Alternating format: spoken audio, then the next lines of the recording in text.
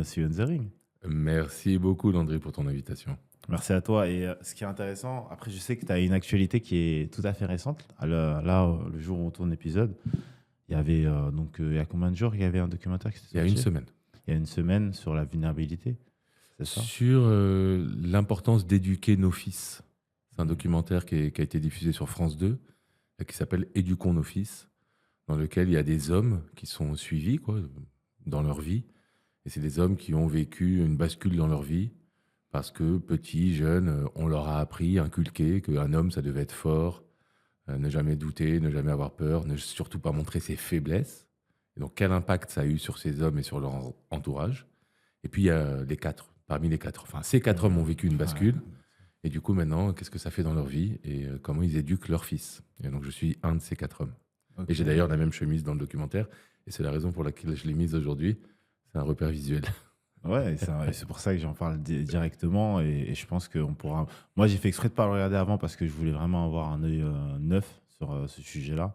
Et je pense que c'est un sujet important. C'est pour ça que je t'avais dit quand c'était eu avant de préparer cet épisode que je trouvais le sujet de la vulnérabilité très important. Pour tout dire, j'avais même eu un échange avec Cyril Durand, qui est le CEO du Temple, Mm. avec lequel j'ai la chance de pouvoir collaborer sur ce podcast et on avait vraiment, vraiment envie de pouvoir, lors d'un échange avec toi, entendre ce sujet-là, un sujet qui est souvent évité, que ce soit dans le monde du ring ou de l'entreprise.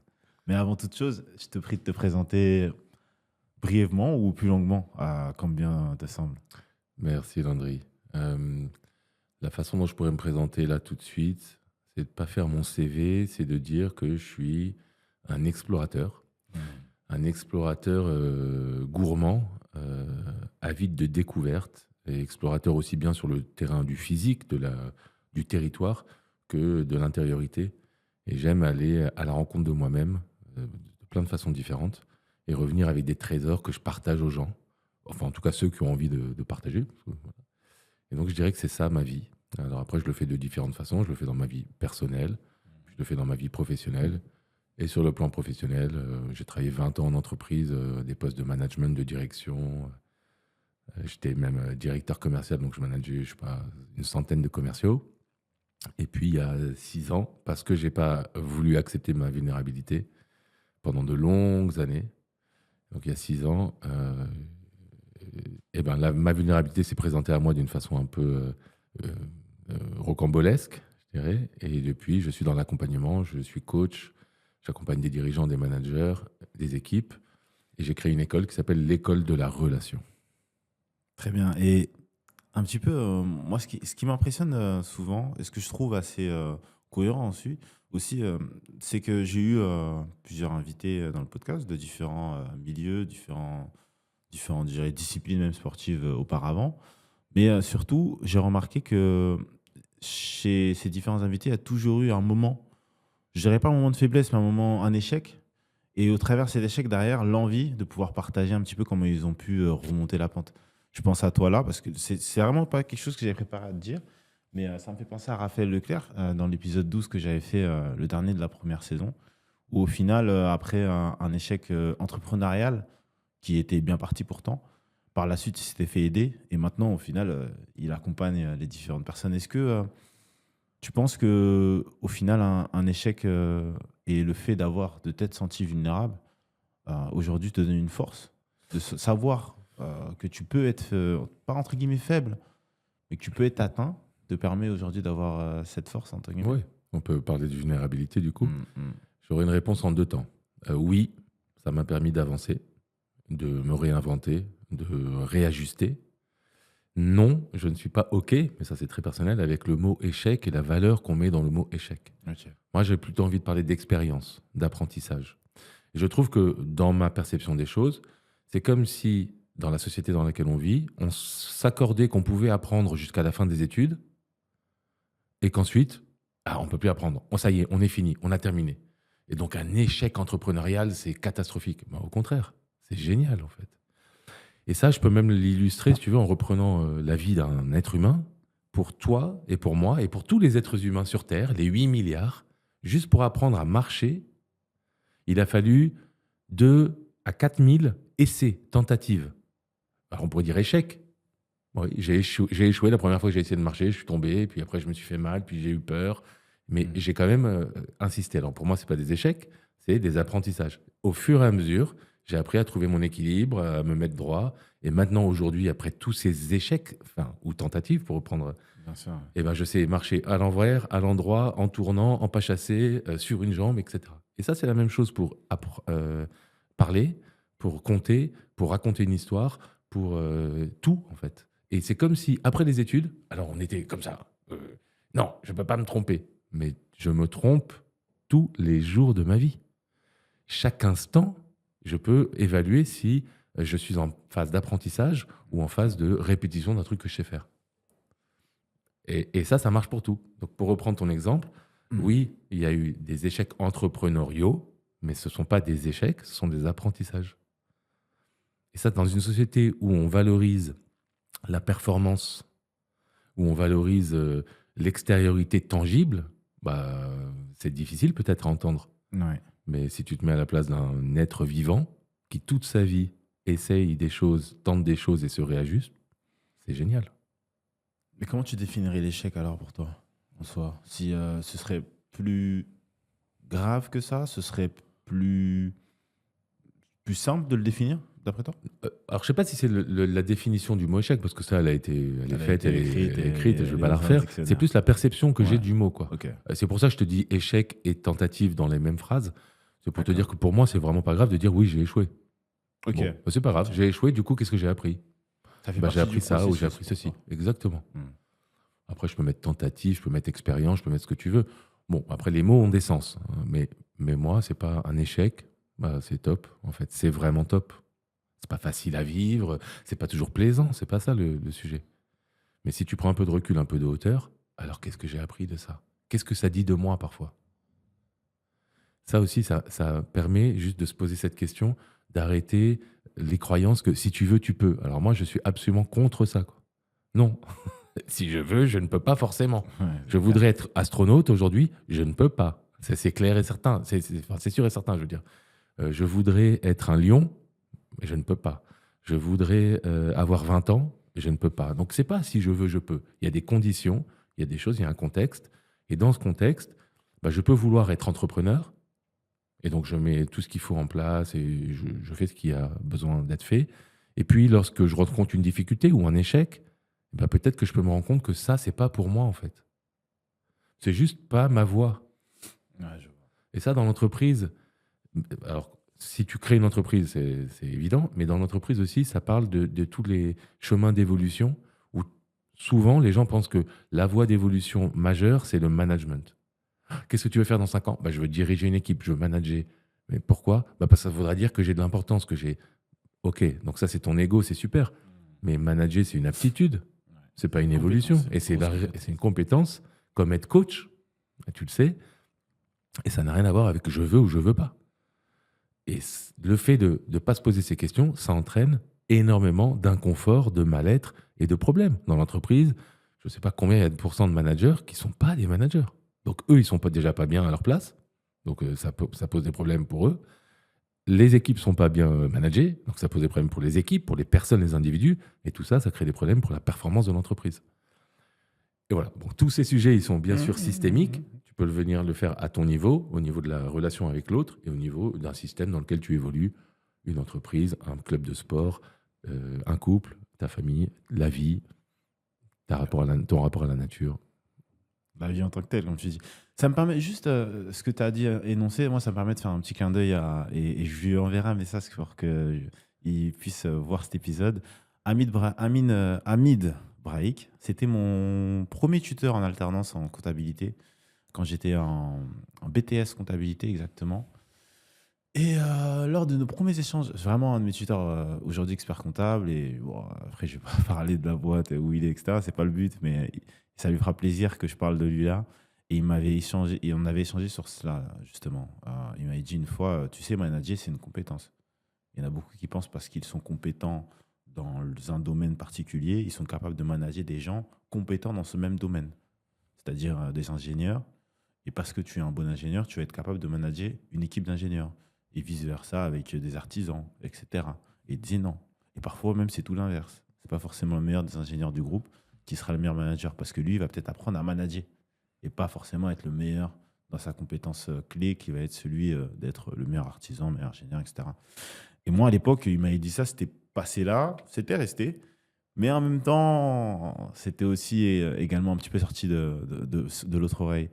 Mais avec le temps, vraiment, cette phrase-là, elle me marque et le fait que tu en reparles là, ça me touche et ça me permet de lui passer ce petit clin d'œil. Moi, ensuite, j'aimerais vraiment qu'on revienne un peu sur. Tu as parlé un petit peu de l'enfance et des premiers pas qu'on fait. Et un petit peu les tiens, les premiers pas que tu as fait dans le monde sportif, c'était lesquels? Waouh! Dans le monde sportif, je dirais que les débuts ont été un peu douloureux. J'ai voulu correspondre à ce qu'on attendait de moi. Donc, par exemple, j'ai joué au foot assez jeune parce que mes potes jouaient au foot, quoi. Donc, je voulais être avec mes potes. Mais honnêtement, j'étais mauvais. J'étais gauche, quoi. Je j'arrivais pas à dribbler, j'arrivais pas à jongler, j'arrivais pas à tirer. Bon, donc, et ils se foutaient de ma gueule. Bon, je sais pas s'ils avaient raison ou pas, mais franchement, j'étais mauvais. Du coup, l'entraîneur, parce qu'on joue dans des petits clubs de quartier, il m'a été sur le banc. Et ça, c'est une image qui est restée. C'est ah mais Mathieu, quand il était sur le banc, enfin, on jouait bien au foot quand il était sur le banc. Voilà. Après, j'ai fait du judo. Et là aussi, bon, j'aimais bien la confrontation, mais j'étais pas très bon. Et je me souviens d'une fois où j'avais un tournoi, une compétition, et il y a mon père qui était dans le public, et je me suis fait laminer. Donc j'ai vraiment eu honte. Et donc ça aussi, j'ai pas été, ça n'a pas été facile. Et puis après, j'ai eu l'adolescence où j'avais de l'embonpoint, j'étais plutôt épais, quoi, et donc très complexé.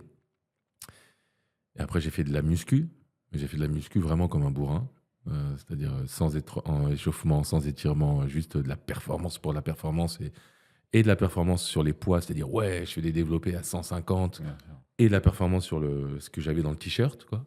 C'est-à-dire vraiment de l'épaisseur de ouais, muscle et tout ça. musculaire, bien sûr. Donc ça aussi, j'ai payé le prix après, parce que finalement, c'était pas bon pour mes articulations, pour mes ligaments, pour mon corps, quoi. Euh, voilà, ça je dirais que c'est mes premiers pas dans le sport. C'était pas évident, pas beaucoup de plaisir et pas de fluidité. C'était, au final, j'ai l'impression, tu as souvent deux cas de figure. Enfin, moi, en tout cas, j'en vois deux ou peut-être trois, et un troisième, et après, je reviendrai dessus. Tu as souvent les personnes qui démarrent une pratique sportive. Après, pourquoi ils la démarrent à un âge plutôt, on va dire, 5 6 ans. Ça va être une activité sportive que leurs parents vont leur proposer de faire, que leurs amis vont les pousser à faire, ou que leur intérêt, mais là cet intérêt il est toujours lié à un lien social ou même familial. Donc ça va être l'intérêt de l'enfant lui-même. Un dessin animé qu'il a regardé ou un film enfant sur la gym, et d'un coup il ou elle veut faire de la gym quoi, ou tout autre sport. Mais derrière, après, on a souvent à l'adolescence, je trouve qu'il y a deux cas de figure qui se rencontrent. Soit cette même personne, elle va continuer la pratique sportive.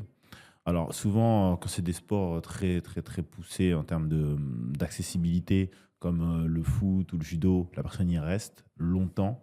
Elle pratique jusqu'à ses 16 17 ans. Et là, je pense à moi, par exemple.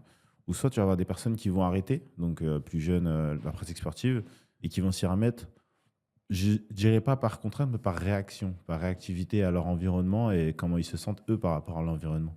Et se trouver intéressant, c'est pour ça que c'est pas quelque chose d'anodin que quand tu as parlé de la musculation. C'est que chez les adolescents, adolescentes, on a souvent chez eux un regain, parfois à l'âge de 16 17 ans, de reprendre une activité sportive. Et je pense qu'aujourd'hui, ce qui serait bien, de manière générale, c'est qu'on ait une activité sportive un peu plus, une discipline plus classique que seulement la musculation leur proposer. Et c'est pour ça que je Ouais, pense je à suis la entièrement boxe, d'accord. entre guillemets, Mais sur ça. c'est exactement ce que j'ai vécu. C'est-à-dire, enfant, pour être avec mes potes et par rapport à ce que mes parents voulaient. Mm. Et puis, je me suis pas bien senti. Donc, dès que j'ai commencé à avoir un peu d'autonomie, c'est-à-dire début de l'adolescence, j'ai arrêté. Et puis après, j'ai voulu exister, en fait, rapport au corps. Bien sûr. Et puis, par rapport à mes complexes, du coup, j'ai voulu perdre du poids. Donc, je courais comme un malade. Enfin, vraiment, plusieurs heures par semaine, et tout, la nuit, et tout ça. Et musculation, ça me permettait d'habiter mon corps, le corps que je voulais utiliser, soit pour dominer, regarde, c'est qui le plus fort. Je fais 1m90, 115 kilos, donc tu vois, ça m'a aidé. Dans et soit pour séduire. Ouais, qu'est-ce que je suis balèze. Et donc, ouais, c'est ça que j'ai vécu. Et après, du coup, ça c'est passé. Et puis, j'ai pu trouver des sports qui allaient plus par rapport à ce que je voulais vivre et ce qui était important pour moi. Et lesquels c'était du coup? Il y a eu le basket, que j'ai beaucoup pratiqué avec mes amis aussi, pas en club, mes amis, mais on avait un gymnase tous les samedis matins. Donc pendant 10 ans, je jouais au basket tous les samedis matins avec mes potes. Et là, c'était vraiment du jeu, quoi. Du jeu, de la construction, de la fluidité. C'était vraiment pas orienté performance. Tu vois, on n'a pas de compétition, pas de... mais vraiment du plaisir. Donc ça, je crois que c'est la première fois où je faisais du sport régulièrement avec intensité, mais relié au plaisir. Il y a ça. Et après, j'ai eu la boxe, mais ma première rencontre à la boxe, elle venait pas d'une bonne origine. En fait, je sortais avec une jeune fille et on s'est fait agresser dans le métro. Et j'ai pas réagi. Enfin, j'ai réagi en calmant le jeu, quoi, mais je ne suis pas battu. Et elle me l'a reproché. Elle m'a dit je peux pas compter sur toi, moi j'ai besoin d'un mec fort, etc. Et comme j'étais très amoureux d'elle, bah, je suis allé à la boxe. J'ai commencé la boxe comme ça, en disant ok, je peux pas me défendre, on va voir. Et j'étais dans un club pendant 7 ans. J'ai fait du full contact, donc pied-point au-dessus de la ceinture. Et ouais, j'ai vécu la boxe presque pendant 7 ans. C'est-à-dire que je m'entraînais très régulièrement. Du coup, les jours avant l'entraînement, je me couchais tôt, je mangeais sainement. Après, j'allais à l'entraînement. Le jour après l'entraînement, je me reposais et je préparais l'entraînement du lendemain, etc. Donc, je vivais la boxe, quoi, quasiment, en étant dans une vie professionnelle et amicale et amoureuse. Je suis devenu l'entraîneur physique du club, pas technique, mais physique. C'est moi qui prenais la salle le début et qui les emmenais à l'entraînement. Et je suis devenu assez confiant dans ma Bien sûr. boxe. Les années sont passées, hein, bien sûr. Et donc voilà, je pense que ça venait pas du bon endroit. Et du coup, un soir, je faisais des soirées à ce moment-là dans ma vie professionnelle. Ça, je l'ai raconté dans le documentaire, mais je range la décoration de la soirée à République dehors, là. Puis il y a un mec qui passe et qui me dit range bien, sale femme de ménage. Donc moi, j'étais pas content. Et plutôt que le laisser passer, super, de toute façon, il avait pas l'air très clair. Donc vas-y, ciao, fais ta soirée. Bah, je suis allé en confrontation, quoi. Il était assez petit. J'étais très confiant. Moi, sur le ring, je me prenais des coups et des KO et tout ce que tu veux, mais j'étais confiant, quoi. Donc, j'arrive et je me dis, enfin, il arrive plutôt, et je me dis, si ça part en bagarre, je vais le laminer, quoi. Sauf que c'est un combat de rue, et que moi, combat de rue, je ne savais pas du tout faire, et aujourd'hui, toujours pas. Donc, il m'a mis un coup de tête, il m'a cassé le nez. Là, il y a eu comme un tunnel où j'ai vu que lui, quoi. Il fallait que j'y aille, quoi. La colère, quoi. Donc j'y vais, on se tape un peu. Il y a un autre mec qui vient, qui était avec lui. Là, ils sortent des couteaux, mais je voulais pas m'arrêter, moi. Je pouvais pas m'arrêter, en fait. J'avais pas la réflexion, quoi. C'était que de l'adrénaline, que du. Tu sais, on dit quand il y a de la peur, tu peux avoir 3 réactions. Freeze, tu te figes. Fly, c'est-à-dire tu t'en vas, quoi, tu fuis. Ou fight. Donc c'est les 3 F. Freeze, fly, fight. Ben, moi, j'étais dans fight, quoi. Et à la vie, à la mort, en fait, presque. Ce qui était débile, hein.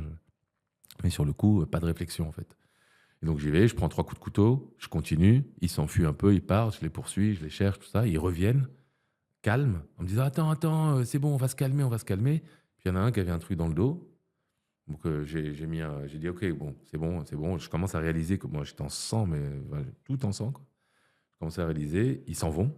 Là, la police arrive, ils me checkent et tout ça, et on fait des courses-poursuites en voiture de police. Et puis, les mecs sont arrêtés. Et dans le coffre, en fait, ce qu'ils avaient dans le dos, c'était une batte de baseball, enfin, un bout de bois, quoi, mais genre batte de baseball, avec des clous au bout, comme au Moyen-Âge, quoi. Et en fait, ils venaient me terminer avec ça, eux. Et tu vois, cette violence-là, moi, j'étais pas préparé à ça du tout, quoi. Sur un ring, tu as des règles, tu vois. Moi, je m'attendais dans la rue à ce qu'on fasse, OK, fight, alors attends, tu mets un jab ou tu mets un truc. Alors, t'as pas le droit de les coups dans les jambes, tu vois. Un peu puéril. Et ça a arrêté la boxe. J'ai arrêté, le lendemain, j'ai arrêté pendant 25 ans presque. Le temps d'aller voir en fait cette vulnérabilité, l'accueillir, l'accepter. Et j'ai repris la boxe maintenant il y a 2 ans et je le fais complètement différemment, dans un autre état d'esprit et avec un autre rapport au sport, à la performance et à la vulnérabilité. Et je le fais au temple. J'avais demandé où tu pratiques, mais moi je le sais. Merci Cyril. C'est intéressant. Yes, on lui passe le bonjour. Et à Jérémy aussi, qui s'occupe de Et la Jérémy, direction ouais. sportive et toute l'équipe du Temple et tous les coachs d'ailleurs. Aussi. Tout, si tu veux. Alors, Ah, Bamba, on pourra faire. Ah, mais on passe le bonjour à Bamba du coup. Ouais. Cédric, Ça fait un moment, moi, je ne l'ai pas croisé en plus. Pierre. Comme ça, et s'il écoute, il pourra se dire qu'il faut qu'il passe. Soit on essaye de se croiser dans une salle. Alors, qu'est-ce qui t'a du coup, par la suite, amené au Temple? Mais je vais y revenir hein, sur Ah ce ouais. sujet-là. Je le garde en tête. Je sais comment je vais y revenir, parce que je sais un petit peu comment je vais amener le sujet, remettre le sujet sur la table. Mais qu'est-ce qui t'a amené par la suite à pratiquer la boxe au Temple? En fait, donc, il y a eu cette histoire de bagarre où j'ai pas arrêté tous les sports, mais j'ai arrêté le sport, De combat. tu vois, de combat. En fait, si je prends des images, pour que tu vois, c'est des images d'hémovalisme, mais il y a le yin et le yang, on va dire. Tu vois, le yin, c'est plus la rondeur et le yang, c'est plus le tranchant. On va dire ça comme ça. J'étais, pour moi, dans quelque chose de très yang quand je faisais de la boxe à l'époque, mais je me suis pris un autre yang beaucoup plus fort qui a tout cassé, en fait. Ça a cassé. Donc, je me suis dit, après, tiens, je vais faire plutôt des sports yin. Donc plus de rondeur, plus d'intériorité, moins de violence. Et puis ça a pris du temps. Et comme j'ai revisité mon rapport à la vulnérabilité, mon rapport à la force, j'ai complètement revisité, ça a tout changé. Ma perception du monde a changé. Et notamment ma perception de la boxe. Et donc je ne vais plus à la boxe pour dire ouais, je vais pouvoir être capable de me battre. Je vais à la boxe pour dire je vais aller à la rencontre de moi-même. Et ça ne veut pas dire que tout le monde doit choisir ce sport-là pour faire ça. Mais moi, c'est le sport que j'ai choisi pour aller à la rencontre de moi-même, à la rencontre de toutes les zones de moi, de toutes les intelligences que j'ai, l'intelligence mentale, cognitive, l'intelligence émotionnelle et l'intelligence corporelle. Et la boxe, ça me permet d'aligner ça, quoi. Donc c'est un rapport qui est complètement différent. En tout cas, ton expérience par rapport à la boxe, ton expérience sportive, personnelle, je trouve qu'elle est importante et inspirante. Moi, j'ai deux points sur lesquels je voudrais un petit peu appuyer dessus. C'est la première chose, c'est que je trouve que au final, ta première raison d'avoir pratiqué de la boxe était revenue un petit peu malheureusement, malencontreusement dans la figure. C'est-à-dire que ce jour-là, tu avais peut-être bien fait de ne pas réagir quand tu étais avec cette jeune fille dans les transports. Je pense. Et en fait, tu t'es créé derrière une carapace autour de cette action-là pour te dire que le jour où ça reviendra, ou les jours où ça reviendra, parmi ces jours-là, il y aura un jour où tu réagiras cette fois-ci. Et sauf qu'en fait, tu avais fait la bonne décision au démarrage, mais tu as voulu prendre la mauvaise sans le savoir. Et je trouve que c'est ça qui est assez intéressant. Et moi, je sais que moi, personnellement, c'est vrai que c'était pas vraiment ce cas-là qui m'en à la boxe. Moi, personnellement, c'était... je regardais, j'en parle parce que c'est récent. En plus, il y avait le combat de Canelo contre Crawford. Moi, j'avais regardé la boxe. Les premiers combats que j'ai vus, c'était Canelo c'était contre Miguel Cotto sur la carte principale du combat de Mayweather contre Chen Mosley. Il me semble que c'était ça. Et en fait, je découvre à la fois en direct, parce que je me réveillais ce matin-là, et quelques documentaires avant, Canelo et Mayweather. Et surtout, je découvre Mayweather dans les documentaires avec des Bugatti, des Ferrari. Je me dis, bon, en fait, la boxe, c'est se toucher sans se faire toucher. Attention, je ne disais pas que c'était facile, mais je me disais, si tu deviens champion, t'as la belle vie. Et donc, j'étais pas vraiment dans ce rapport-là. Et je pense que c'est pas aussi mon rapport au football et même mon quotidien personnel qui fait que j'avais déjà un œil différent sur la rue et le rapport aux autres en termes de violence. Mais ce qui est important, c'est que les personnes qui nous écoutent, elles se rendent compte aussi d'une chose, c'est que la boxe ne les sauvera pas d'une altercation ou de toute violence qui peut se passer en dehors d'une salle de boxe. Par contre, elle va les aider à prendre la bonne décision et à se rappeler que la meilleure des décisions, peut-être sur ce que tu échangeais tout à l'heure, fly ou fight, c'est souvent de fly. Et elle va leur permettre d'avoir toujours, peut-être dans les moments où on va essayer de les mettre sous pression, parce que le but de la boxe, c'est d'être meilleur sous pression. Et justement, quand ils vont recevoir cette pression de l'extérieur, de toute personne, physique, parfois morale aussi, hein, les gens, ils ont des problématiques parfois qui peuvent être liées à juste leur entreprise. Ils ont l'impression que le monde leur en veut ou leur met la pression. Prendre du recul et derrière, en fait, prendre la bonne porte de sortie, tout simplement. Et parfois, oui, pour prendre cette porte de sortie, il va falloir pousser un petit peu. Donc, il peut y avoir quelques gestes à mettre en place, mais encore une fois, toujours dans le but de prendre la porte de sortie et de ne pas rester dans le champ de bataille. Et ça, je pense que c'est quelque chose qui est important. Je ne sais pas si ça me permettrait d'être clair pour les personnes là, mais En gros, c'est pas le direct du bras avant qui va les sauver, c'est peut-être leur jeu de jambes, simplement, pour être un peu clair. Moi, derrière, ce qui me permet de transitionner un petit peu, aujourd'hui, comment tu arrives à pratiquer, derrière, avoir tes obligations personnelles et aussi professionnelles? Comment tu arrives à trouver un agenda qui te convient dans tout ça? Je dirais que c'est déjà de voir ce qui est important pour moi. Hmm. Donc, je fais ma liste des priorités et je ne veux pas être à la fin des priorités. C'est-à-dire que je veux, moi, Mathieu, en tant qu'être humain, individu, père de famille, mari, entrepreneur, tout ce que tu veux, je veux qu'il y ait dans mon agenda une partie de mon agenda qui est dédiée à mes priorités à moi. C'est-à-dire c'est comme si je me prenais des rendez-vous avec moi-même. Et ça, c'est dans les coachings que je peux proposer, c'est des questionnements et des conversations que j'ai souvent. Tu vois, c'est par une simple question. Dans la semaine prochaine, combien de rendez-vous avec toi-même tu as? Et ça peut poser, j'en ai au zéro. Et là, on commence à toucher quelque chose.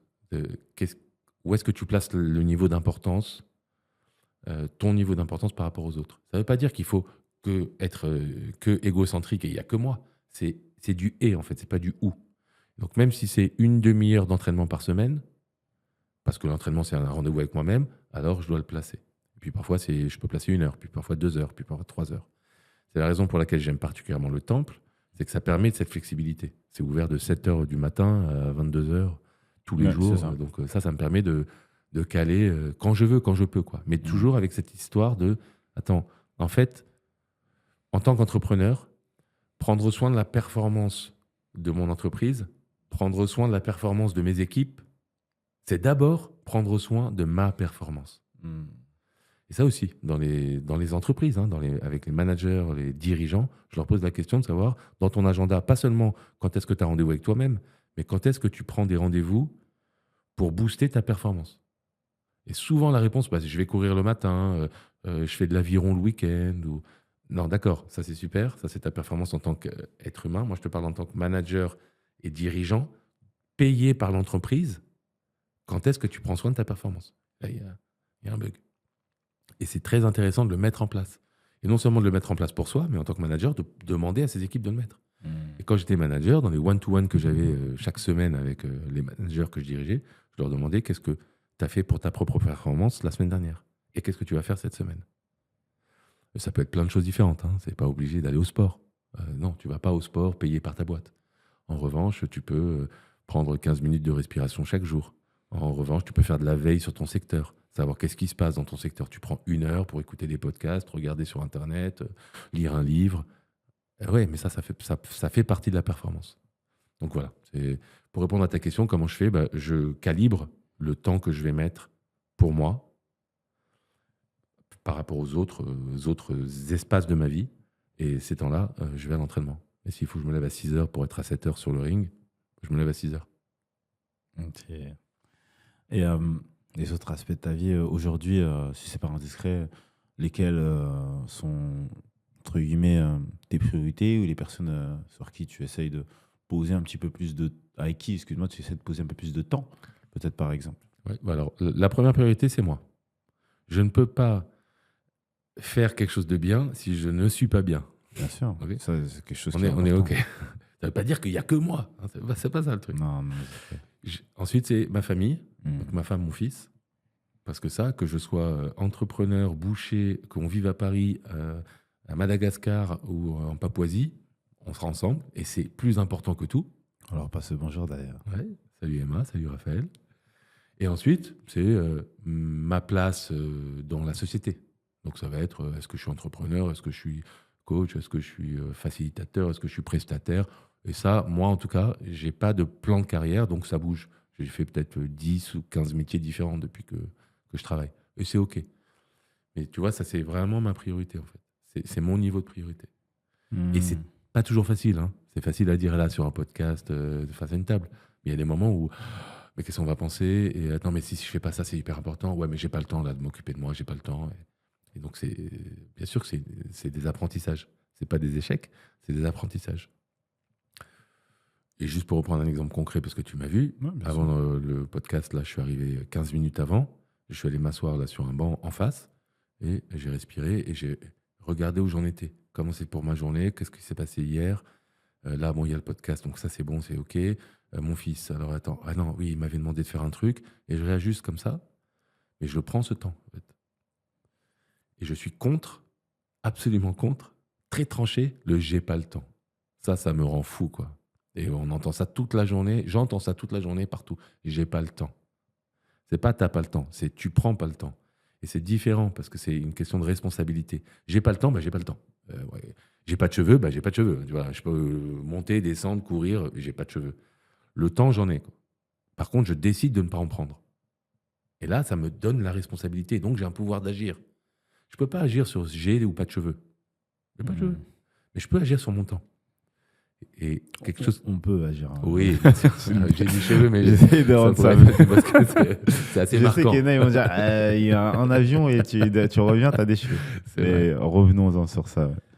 Et tu vois, juste pour ceux qui sont pragmatiques, rationnels, de 7 heures du matin, là, aujourd'hui, jusqu'à 7 heures demain matin, il y a 1440 minutes. Et ça, tous les jours. Tous les jours, quand tu te réveilles, au moment où tu te réveilles, tu as 1440 minutes comme un capital de minutes jusqu'au lendemain, l'heure où tu vas te réveiller si c'est la même heure. Alors, si tu prends 3 fois 5 minutes dans la journée pour juste respirer, écrire, chanter, pour toi, quoi, faire des pompes, je sais pas, ça fait 3 fois 5 minutes, ça fait 15 minutes. Dans une journée, c'est 1% du temps. 1% de ton temps, si tu n'es pas capable de... Et là, 15 minutes, c'est vraiment le minimum. De prendre 1% de ton temps pour toi, pose-toi d'autres questions. On n'est plus sur pourquoi, comment, je veux être performant, je voudrais acquérir ceci, avoir cela. Pose-toi les bonnes questions. 1% de ton temps, tu n'as pas le temps. Et ça, en général, ça fait un petit crantage. Ça fait tilter hein, à chaque fois qu'on est sur les chiffres. De toute façon, les chiffres, Ouais. c'est toujours cela qui donne la vérité. Et c'est vrai que c'est. Moi, je pense que les gens, la question, elle n'est pas là. Je pense qu'ils ont une autre manière de prendre du temps pour eux. Et parfois, ils pensent que c'est la bonne. Alors, moi, j'ai déjà eu des personnes que je connais. Tu vas leur proposer d'écouter, par exemple, un podcast sur un sujet que tu sais que ça va les intéresser. Mais peut-être qu'ils vont préférer regarder la série, qu'ils pensent que c'est plus intéressant Ouais. que le sujet en question parce que leur cerveau se dit que c'est plus facile. La série s'est déroulée, il n'y a pas besoin de réfléchir sur ça. Et je ne suis pas en train de critiquer les séries. Hier, j'étais en train de regarder l'épisode 6 quoi, de la saison 3 de Reacher. Donc j'adore moi, les séries également. Mais il y a un temps pour tout.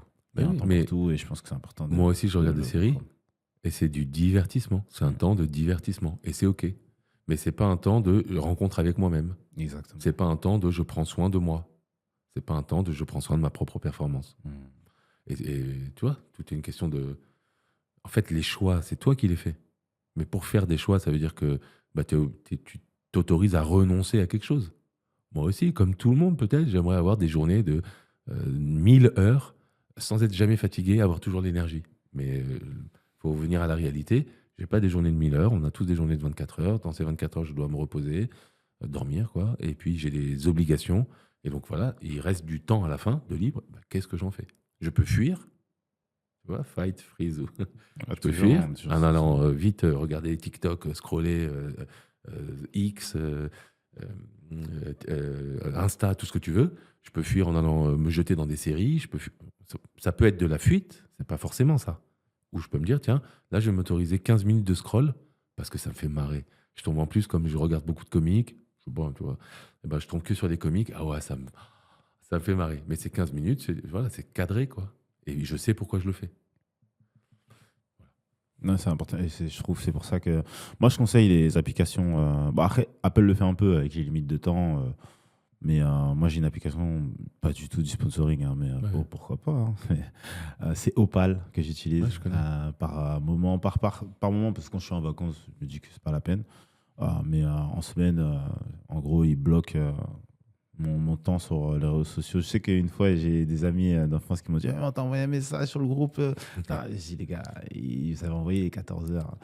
Qu'est-ce qu'il y a à 14 heures? J'étais en train de. Enfin, c'est mon point de vue. Après, chacun ferait sa manière de voir les choses sur ça. Comment aujourd'hui tu accompagnes les dirigeants? Tu as parlé tout à l'heure de l'école De la relation. de la relation. Et En quoi de quoi il s'agit exactement, et puis tout simplement, comment tu accompagnes les dirigeants dans l'école tout simplement de la relation. À l'école de la relation, de quoi il s'agit? Il s'agit de ma vision du monde, que ce qui fait que je suis bien dans le monde, c'est la qualité des relations que j'ai à 3 niveaux. Les relations avec moi, relations avec mes émotions, relations avec mon corps, relations avec ma charge mentale, relations avec mes rêves, mes ambitions. Voilà, donc c'est relations internes à moi, c'est le premier niveau. Deuxième niveau, relation à l'autre. Donc la relation à toi, Landry, mais relation à ma femme, relation à mon fils, relation à mes collègues, relation à mes investisseurs, relation à un groupe X ou Y, ou voilà. Comment je vis mes relations à l'autre. Et puis, relations dans le monde. On fait partie d'un monde. Alors, ça peut être le monde, la nature, la spiritualité, pour ceux qui veulent aller questionner la transcendance et tout ça. Et tout est OK. Et du coup, pour moi, ce qui fait la qualité de ma vie, c'est d'avoir la possibilité d'explorer ces relations et de voir ce qui me convient et de le renforcer. Et puis, ce qui ne me convient pas, soit d'en faire bouger une petite partie, soit d'accepter que des choses ne seront pas là, quoi. Mais le fait de l'accepter, ça m'évite de ruminer toute la journée en disant mais j'ai pas ça, et je ne serai jamais ça. Non, je ne serai jamais ça, point. Hop, ça sort, en fait. Donc voilà. Donc ça, c'est le principe de donc oui, non, par contre, comme j'ai vécu, moi, des phases plus ou moins faciles par rapport à tous ces niveaux de relations, à un moment, j'ai eu ce rêve de créer une école où on apprendrait à être en relation. On apprendrait à être en relation avec ses émotions, son corps, son mental, etc. J'apprendrais à être en relation à l'autre. Et aujourd'hui, c'est une bonne chose. On va voir combien de temps ça dure et si ça s'implémente bien, pardon. Mais dans les écoles, on fait des cours d'empathie. Donc c'est ça, c'est comment je peux être en relation à l'autre, me mettre à la place de l'autre dans ce qu'il pense, ce qu'il ressent, ce qu'il vit. Et puis, c'est quoi ma place dans le monde, quoi. Et voilà. Donc ça, c'est pour la raison pour laquelle ce rêve est devenu réalité, c'est que je pense que ça peut vraiment changer les choses, avoir un impact. Ensuite, comment j'accompagne les dirigeants? Avec ça, avec cette clé-là, qui est toujours différente. Il n'y a pas de méthodologie de toute façon qui conviendrait à tout le monde. Ça, il faut sortir de ça, il faut sortir de cette mascarade. Des gens qui vous promettent des rêves, qui vous disent moi j'ai une méthodologie, il y a 10 étapes, et avec cette étape, tu vas être encore plus performant, encore meilleur, encore plus riche. Mais il faut arrêter ça. Vraiment, là, je suis presque énervé C'est vrai, parce que ça rêve. c'est un mensonge, quoi. Enfin, si dans- quelqu'un avait inventé une méthode, ça se saurait. Ça fait 5000 ans que les humains se posent des questions, qu'il y a des philosophes, des penseurs, des chercheurs. Si quelqu'un avait trouvé une méthode, ça se saurait, vraiment. Il faut sortir de ça, quoi. Non, à chaque fois, c'est un ouvrage. C'est quelque chose qui est unique, en fait. Qui est unique par rapport à la personne, mais qui est unique aussi par rapport à ce que tu es en train de vivre ici. Si on faisait un coaching tous les deux là, fin octobre, fin septembre, pardon, c'est pas la même chose que si on fait un coaching dans 6 mois, début mars, et que tu es dans une autre disposition de ta vie. Donc tout ça, c'est vivant, en fait. Et c'est d'accepter ça. Et d'accepter cette part de vulnérabilité là-dedans, en fait. De lâcher tu vois, j'entends beaucoup de coachs et je fréquente beaucoup de coachs et je les aime tous, hein, mais de lâcher tu es bloqué dans ton parcours professionnel, viens avec moi, ça va se débloquer. Mais non, en fait, c'est quoi cette histoire? Peut-être que ça va pas se débloquer. Mais alors, du coup, comment tu vas accepter que ça se débloque pas? Comment tu vas faire avec le fait que ça se débloque pas? Et c'est là où le coaching a tout son sens. Parce que je suis capable de t'accueillir, quoi qu'il se passe, quoi que tu vives, et du coup, par le rejeu du miroir, toi, tu es capable de t'accueillir, quoi qu'il se passe, quoi que tu vives. Mais en sortant de ce truc de je vois un coach, donc je vais arriver à. Non, ça c'est sûr que non. Et quand tu réussis pas, il te pointe du doigt. Mais, et bien sûr, C'est mais en toi, plus, c'est c'est une ta pression faute. pour le coach qui est folle, enfin, et qui n'existe pas. Enfin, ça n'existe pas. Et je suis désolé. Enfin, en tout cas, il y en a des gens qui me contactent pour ça et je leur dis tout de suite non, merci, c'est pas avec moi. Quelle est la dernière fois que tu t'es senti vulnérable sur un ring? Alors, il y a une grosse fois qui était il y a 1 an, qui a marqué vraiment mon année, je dirais. Je préparais le gala. Le temple propose 2 fois par an un gala avec des combats sur un ring, avec un public. Enfin, c'est une belle soirée de boxe, quoi. Tout est encadré, tout est super bien fait. Et je voulais le faire. En fait, j'avais jamais vécu de combat face à un public, avec un public. Et donc, je voulais le faire. Et puis, j'ai 50 ans, je ne vais pas pouvoir attendre non plus trop longtemps. Donc, je voulais y aller. C'était un challenge pour moi. Donc, je suis sélectionné parmi d'autres. Et puis, je prends Bamba. Merci, Bamba. Vraiment quelqu'un avec qui j'adore boxer. Pour être mon coach individuel pour me préparer au gala. Et un matin, j'ai très mal dormi la nuit. Très, très mal dormi cette nuit-là. Vraiment quasiment pas dormi. J'avais des idées de combat, de violence, de sang, alors que c'est des combats à la touche. Hein, tout est cadré. Et j'arrive le matin, Bamba m'attend au temple et il me dit là, on va durcir. On est à 2 semaines du combat. On va durcir. On va aller plus vite, plus fort pour te préparer à ceci. Enfin, on avait un plan de travail. Et plutôt que de lui dire ah non, excuse-moi, Bamba, mais là, j'ai mal dormi, j'ai peur, je me sens pas au bon endroit. Viens, on fait plutôt des déplacements, des étirements ou je sais pas, du renforcement musculaire, je sais pas. J'ai dit OK. Et tu vois, et j'ai pas écouté en fait. J'ai fait fi de ma vulnérabilité. C'est ça la vulnérabilité, c'est ça écouter en fait. Hein. La vulnérabilité, c'est pas je suis faible, je n'arriverai jamais à rien. Ça, c'est pas ça. Ça, c'est des croyances limitantes. La vulnérabilité, c'est juste pouvoir s'écouter au moment présent et dire c'est OK ou c'est pas OK. Je suis là ou je suis pas là. Je suis triste ou je suis pas triste. J'ai peur ou j'ai pas peur.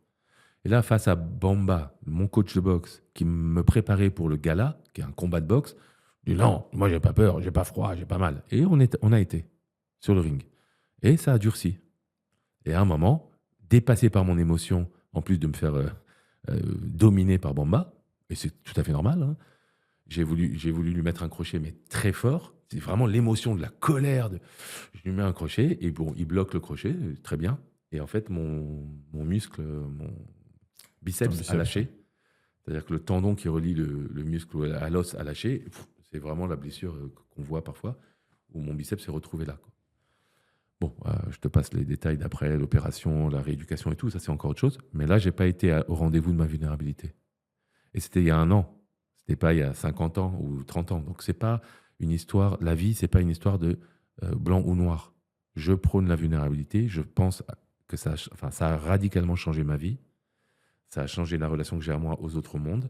Je fais des interventions autour de la vulnérabilité parce que je pense que c'est très important. Mais je fais encore des expériences où, pour reprendre le début du podcast, un échec, où là, j'ai pu me questionner et dire ok, c'est fini. Et depuis, donc je rééduquais tout ça. Maintenant, je reviens au temple. C'est pas encore le gala, on verra, parce que j'étais forfait du coup pour ce gala. Mais là, maintenant, même si pendant un cours du sparring, au bout de 40 minutes, je suis fatigué, je dis au coach, je suis fatigué, je sors. Alors qu'avant, jamais, jamais. Je suis là jusqu'à la fin, il n'y a pas de problème. Et tu vois, du coup, j'ai appris de ça. Et maintenant, j'écoute mon corps. Là, je vais à la boxe tout à l'heure 2 heures. J'ai prévu 2 heures dans mon agenda en fin de journée. Mais si avant d'y aller, je me sens pas OK, j'y vais pas. Si je fais 1 heure et après, finalement, j'ai pas envie, j'arrête. Enfin, c'est pas que j'ai pas envie, c'est que je sens pas. Ouais, bien sûr. Tu vois, c'est faire la part des choses entre j'ai pas envie ou mon corps peut ou pas. Tu t'écoutes. Exactement. Et donc, c'est là, tu vois, c'est ça rapport à la vulnérabilité. Aujourd'hui, vulnérabilité, c'est trop associé à faiblesse. Non, non, vulnérabilité, c'est associé à la vie. En fait, la vie est vulnérable. Nous sommes vulnérables. Tu es vulnérable, je suis vulnérable, et tu es fort, et je suis fort, et tu es créatif, et tu es pragmatique. C'est du et tout ça. C'est pas du ou. Dans cette société où tout le monde se polarise, où c'est soit ça, où c'est manichéen, enfin, c'est affolant. Et ça se saurait si ça marchait, cette polarisation. Ça ne marche pas. Jamais eu autant de dépression, jamais eu autant de suicides, jamais eu autant de burn-out, jamais eu autant de tensions sociales dans le monde, jamais eu autant... Alors des guerres, non. Il y en a déjà eu autant, mais il y a quand même des guerres un peu partout. Ça se saurait si ça marchait, ce truc de performance toujours plus riche, plus fort, plus beau, plus grand, meilleur que... À un moment... Est-ce que tu vois une différence entre... Moi, j'en vois une, mais je voudrais ton avis. Entre accepter d'être vulnérable et se montrer vulnérable. Tout à fait. Bien sûr. Accepter d'être vulnérable, c'est de toi à toi. Donc, c'est entre toi. Et puis, c'est l'accepter. C'est même pas juste mental, c'est l'accepter, quoi. Waouh, aujourd'hui, je suis fatigué. Waouh. Mais presque avec ce sourire, quoi. Pas aujourd'hui, je suis fatigué. Non, non. Ou j'ai un doute, là, je sais pas où aller, quoi. c'est bon, quoi, de l'accepter, tu vois. Et après, le montrer, c'est autre chose. Il faut le montrer avec des gens qui sont capables de le recevoir. Sinon, ça sert à rien. Mais c'est Exactement. comme tout, tu vois, c'est comme tout. Il faut que je puisse le montrer à quelqu'un et je vais sentir si toi, tu es capable de le recevoir alors qu'on se connaît pas bien, je vais le sentir et puis je vais pouvoir me dire, OK, bah tu sais quoi, Landry, en ce moment, j'ai un doute de ouf. Je sais pas si je vais pouvoir continuer ton truc. Et j'ai une peur de dingue. Mais si, dès que je te dis, je sais pas, on va simuler en début de conversation, j'ai un peu mal dormi et que tu me dis, ah mais non, mais ça va, toi, tu dors toujours très bien. Bon, je me dis que tu vas pas forcément être à l'écoute du reste. Donc ça Yes. sert à rien. Enfin, je peux le faire. Mais je m'attends pas à ce que dans le dialogue, dans la conversation, tu sois à l'écoute, en fait. Et si t'es pas à l'écoute, bah, c'est super. Et peut-être que j'aurais pas envie de te revoir une prochaine fois, puis une autre fois. Et Mm. c'est OK, moi, ça me permet de faire des tris dans la vie. Mais tout le monde fait des tris dans la vie. Sauf que je préfère faire des tris en étant au plus proche de la réalité qu'à travers les masques qu'on nous demande de porter, quoi. Il faut être toujours fort, il faut être toujours les meilleurs. Si tu veux, tu peux. What? Non, non. Non. Moi, je vais être champion de boxe, mais non, en fait.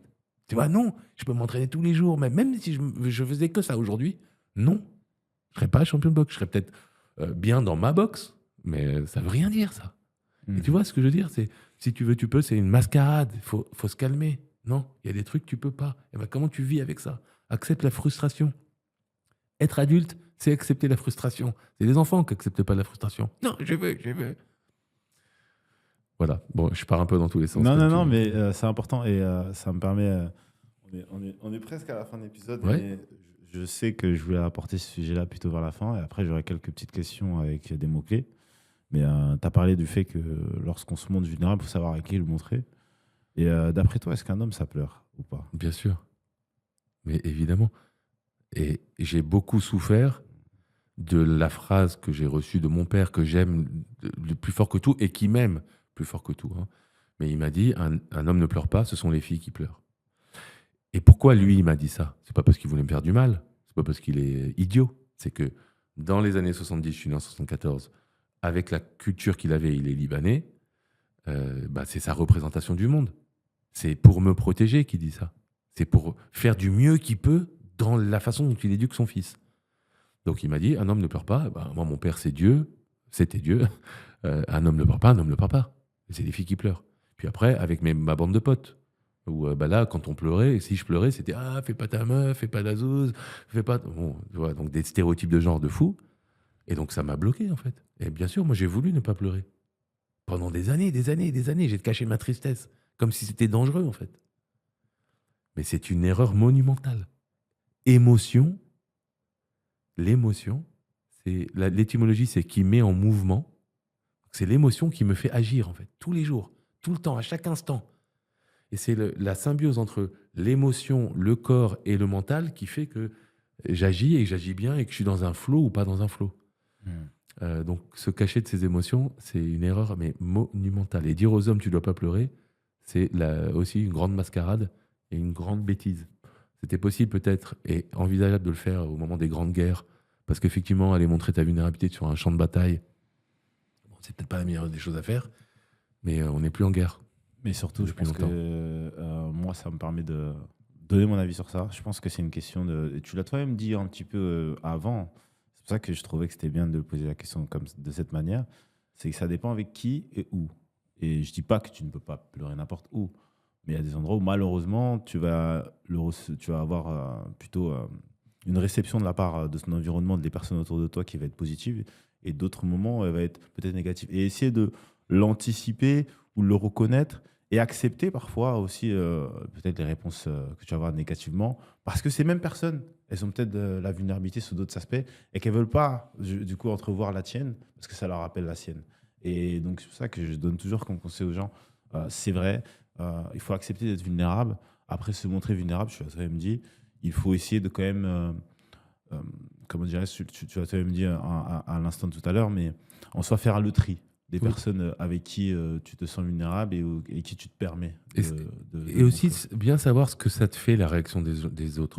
Aujourd'hui, je suis tellement confiant avec ça que si je pleure, même dans le métro, et qu'il y a des gens qui ont des réactions, en fait, ça ne m'atteint pas. Parce que je suis absolument convaincu que ça fait partie de moi. En fait, c'est une erreur de le cacher, quoi. C'est comme ça serait une erreur de cacher qu'on va mourir. On va tous mourir. Enfin, excusez-moi, c'est pas catastrophique Comme on est de dire tous, hein, au bout d'un moment. catastrophiste de dire ça. Voilà, on meurt, on est, on vit, on meurt, indépendamment des croyances de ce qu'il y a avant ou après. Mais sur cette terre, en tout cas, c'est comme ça que ça se passe. Mmh. Donc, ce serait complètement idiot de se dire non, moi, je vais pas mourir ou non, non en fait. Donc, il y a des masques, des mascarades données par la société qu'il est bon d'enlever de temps en temps. Tu vois, on a évoqué un certain nombre dans ce podcast. C'était Ouais, génial d'ailleurs. Et en tout cas, ouais, c'était pour ça que c'était vraiment une question que je vais poser à la fin pour qu'on ait un peu plus de, comment dirais-je, de bouteilles avant et d'échanges. Et je pense que c'est important. J'aimerais bien me partager vraiment encore une fois à toute personne qui nous écoute ou qui nous regarde sur ce podcast-là. C'est accepter votre vulnérabilité. Et derrière, peut-être, oui, c'est vrai. Moi, en tout cas, je le vois ainsi. Se montrer vulnérable n'importe où, n'importe quand, parfois, ça peut vous rendre encore plus vulnérable. Donc, en avance, faites le tri des personnes qui vous entourent et de votre environnement. Parce que si ça vous arrive, c'est peut-être que l'environnement dans lequel vous vous trouvez ou les personnes avec qui vous vous trouvez, au final, ce n'était pas le bon choix. Je suis Mais, entièrement d'accord. J'ai quelques questions pour finir le podcast. La première, c'est un petit peu plus simple. En un mot à chaque fois ou en une réponse. La première, c'est est-ce que tu as un livre, un podcast à recommander? Le podcast, c'est le tien. Merci. Le livre que j'aime beaucoup, c'est Siddhartha de Hermann Hesse. Hermann Hesse, qui parle de l'éveil. C'est un livre initiatique. C'est Siddhartha qui devient Bouddha, quoi. Ça se lit très facilement, mais il y a beaucoup d'enseignements dans ce livre. Il y en a plein d'autres, mais c'est celui-là qui me vient là maintenant. Un seul mot pour décrire la vulnérabilité, du coup. La vie. Ok. Un seul mot pour décrire la virilité. Ajustée. Ouais, j'aime bien. Ça me rappelle ce que Joko Willink, un podcast que j'aime beaucoup écouter, qui parle un peu de leadership et justement, qui a cette carrure et cette image passif de Navy SEAL qui le rend très dur et naturellement viril dans son approche. Et notamment sur le fait qu'il avait fait une vidéo connue où il disait qu'il y a un problème, ben, just go. Euh, quand on lui énonce une problématique, et, ok, cool. Ok, cool. Il y a un mec qui est mort là. Cool. En gros, c'est maintenant good. C'est même pas cool. Je fais une erreur, c'est good qu'il dit. En plus, c'est devenu vraiment un mot qui est utilisé. Il y a une équipe en NFL qui a dans son vestiaire good en haut de leur. J'ai oublié le terme, mais en tout cas, c'est inscrit, je sais plus où exactement, mais dans leur vestiaire. C'est vraiment donner l'image de good. Ok, on y va quand même. Il s'est passé cela, good. Mais tu en parlais au début tout à l'heure aussi, hein, quand tu disais qu'au final, un échec, c'est un apprentissage. Et je pense qu'il fait le rapport à cela. Et justement, à chaque fois, il parle du fait que la virilité, la masculinité, c'est le fait de toujours s'ajuster, essayer de trouver there is always a way, comme there is always a way, c'est Sugar Ray Leonard qui le dit par rapport à la boxe, il y a toujours une manière de gagner, donc il y a toujours une manière de s'en sortir. Et accepter que, ok, là, je suis vulnérable, c'est chaud, j'ai merdé, ou il a merdé, ou on a merdé. Bon, maintenant, good, qu'est-ce qu'on fait? Exactement. Et j'ajuste. Et c'est ça qui va, cette force-là de vouloir ajuster, de toujours vouloir faire mieux, c'est ce que je pense ce qui est important. Et je pense que j'ai la même version que toi sur la virilité, c'est vouloir faire mieux. J'ai une dernière question, c'est est-ce que toi, tu as une question pour le prochain ou la prochaine invitée? Je dis jamais qui c'est en avance. Ouais, super. Le sujet de la Oui, j'ai une question. aborder. Comment prends-tu soin de ta propre performance? Ok. Je prends note et il y a deux personnes qui peuvent passer après toi, donc je sais que ça sera l'un ou l'autre. J'anticipe leur réponse, mais on verra bien. Et qui tu souhaites voir dans les prochains épisodes de See You on the Ring, du coup? Je crois qu'il y a Diabaté. Je sais pas si tu vois qui c'est. Cyril Diabaté, ancien champion de boxe thaï, qui est un grand combattant et qui maintenant œuvre parle beaucoup de vulnérabilité aussi et qui fait des conférences, des trucs. Donc bon, bah ça va dans mon sens. Puis pour moi, plus les personnes seront identifiées comme étant fortes, solides, guerrières et parler de la vulnérabilité en même temps, plus ça aura du sens, quoi. Un peu Cédric Doumbé aussi. Qui en parle beaucoup. Donc, bah, Cédric Doumbé aussi, tiens. Il est dans le documentaire, non? Oui, il est dans le documentaire Éduquons nos fils. Et du coup, bah, ça me permet de faire le parallèle où est-ce qu'on peut te suivre. Et donc, on rappelle ce documentaire qui est sorti la semaine dernière.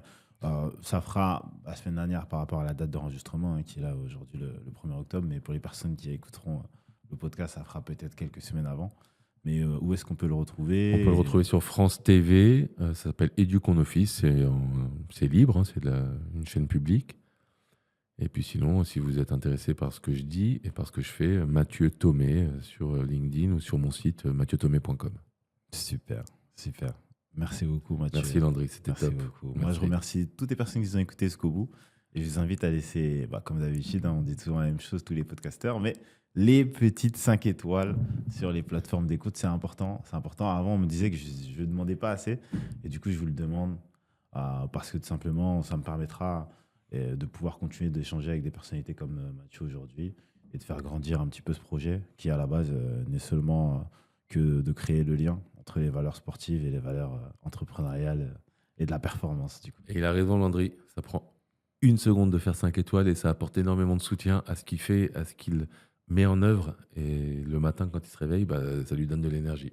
Donc allez-y. Merci beaucoup et n'hésitez pas à vous abonner si vous êtes sur YouTube du coup. Merci encore Mathieu. Salut Landry, à très vite. Merci beaucoup. Merci.